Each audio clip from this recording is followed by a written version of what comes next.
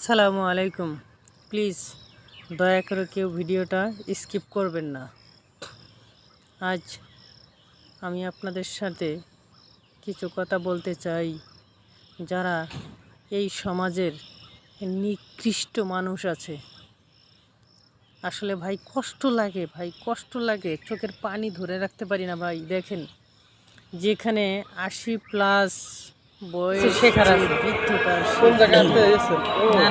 কর্ম করে খাচ্ছে ভাই। কেন খালি সমস্যা আছে রে ভাই, খাওয়ার বয়স নাই, তাহলে ওনাকে এখন কর্ম করে খেতে হচ্ছে কেন ভাই? এই সমাজে বিবেকবান মানুষ তাদের বিবেকটা কোথায়? আজকে যদি আমাদের সমাজে সঠিক জাকাত ব্যবস্থা থাকতো, সঠিক নীতিটা যদি থাকতো, ব্যবসা